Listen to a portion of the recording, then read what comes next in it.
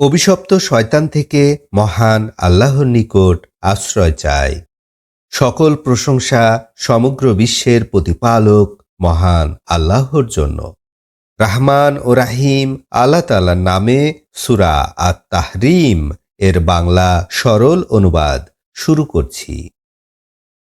হে নবী, আল্লাহ তাআলা আপনার জন্য যা বৈধ করেছেন তা আপনি কেন অবৈধ করছেন? আপনি কি স্ত্রীদের সন্তুষ্টি কামনা করছেন? আল্লাহ তাআলা ক্ষমাশীল, দয়াময়। কসম থেকে মুক্ত হওয়ার ব্যবস্থা তোমাদের জন্য আল্লাহ তাআলা নির্ধারণ করেছেন। আল্লাহ তোমাদের বন্ধু, তিনি জ্ঞানী, তিনি কৌশলী। স্মরণীয় ঘটনা, যখন আল্লাহর নবী তার কোনো এক স্ত্রীর কাছে একটি কথা গোপনে বলেছিলেন, অতঃপর যখন সে খবরটা বলে দিল, আল্লাহ তাআলা বিষয়টা রাসূলের কাছে ব্যক্ত করে দিলেন।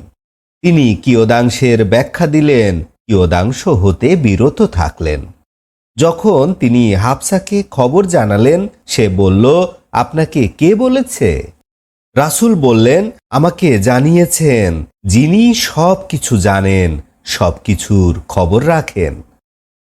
যদি তোমরা উভয় আল্লাহর দিকে ফিরে আসো তবে উত্তম। অবশ্যই তোমাদের উভয়ের অন্তর বাঁকা হয়ে গেছে।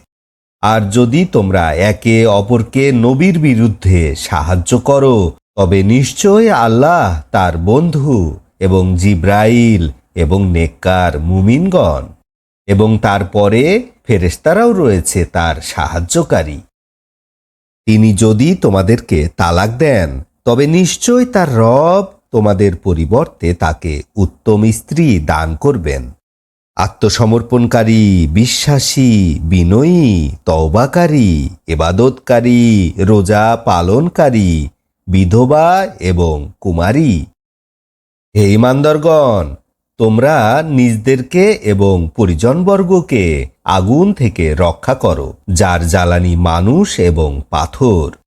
উহার দায়িত্বে রয়েছে ফেরেশতা, যারা কঠোর, নির্মম। আল্লাহ যা আদেশ করেন তা তারা অমান্য করে না।